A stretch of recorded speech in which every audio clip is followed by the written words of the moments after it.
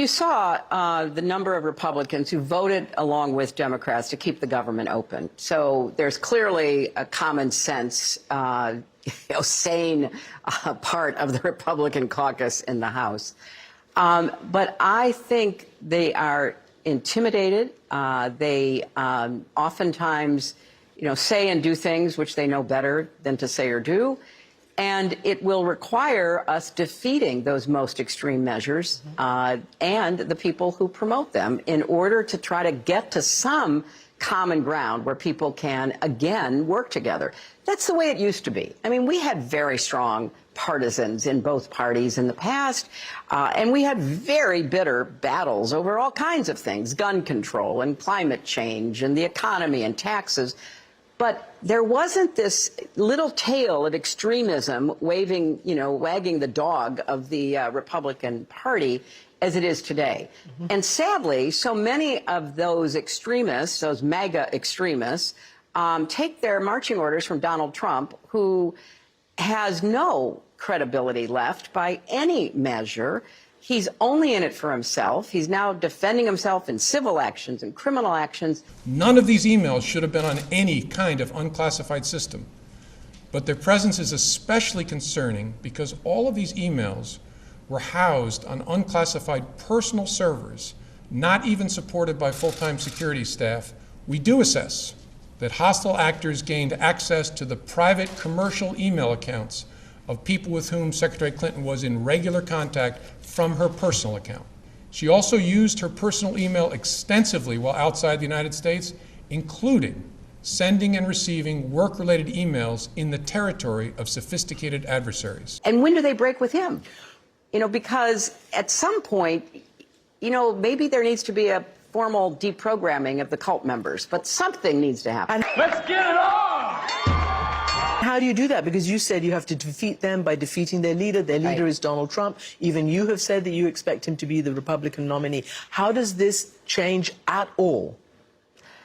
At this point, I think, sadly, he will still likely be the nominee, and we have to defeat him. And we have to defeat those who are the election deniers, as we did in 2020 and 2022. I think it's also critical to understand that, as I've been telling candidates who have come to see me, you can run the best campaign, you can even become the nominee, and you can have the election stolen from you. I believe he knows he's an illegitimate president. He knows that there were a bunch of different reasons why the election turned out the way it did. 91 indictments, civil fraud, sexual transgressions according to the courts. How is this still happening?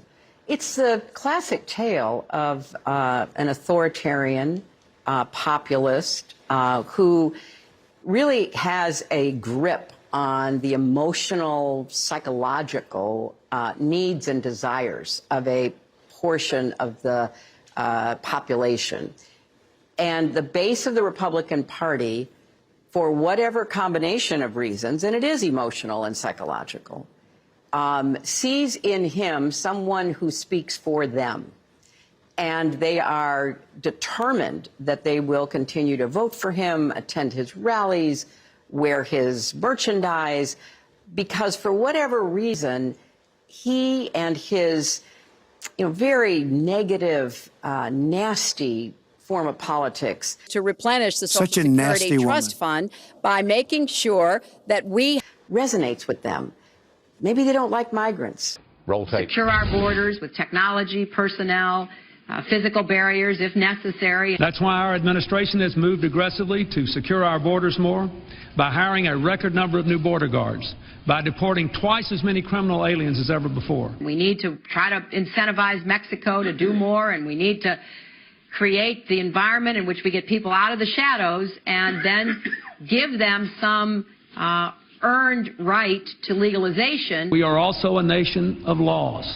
It is wrong and ultimately self-defeating for a nation of immigrants to permit the kind of abuse of our immigration laws we have seen in recent years. If they've committed transgressions of whatever kind, they should be obviously deported. We will try to do more to speed the deportation of illegal aliens who are arrested for crimes. Maybe they don't like gay people.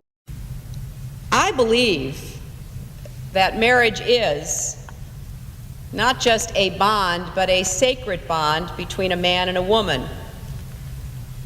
I have had occasion in my life to defend marriage, to stand up for marriage, to believe in the hard work and challenge of marriage. So I take umbrage at anyone who might suggest that those of us who worry about amending the Constitution are less committed to the sanctity of marriage or to the fundamental bedrock principle that it exists between a man and a woman going back into the mists of history as one of the foundational institutions of history and humanity and civilization. Or black people. They are often the kinds of kids that are called super predators. No conscience, no empathy. Or the woman who got the promotion at work they didn't get. Whatever the reason, make America great again. I believe that together we can make America great again. It was a bid for nostalgia, to return to a place where, people could be in charge of their lives, feel empowered, say what they want, insult whoever came in their way. Sign me up. And that was really attractive to a significant portion of the Republican base. So it is like a cult. And somebody has to break break that momentum. And that's why I believe Joe Biden will defeat him. And hopefully then that will be the end.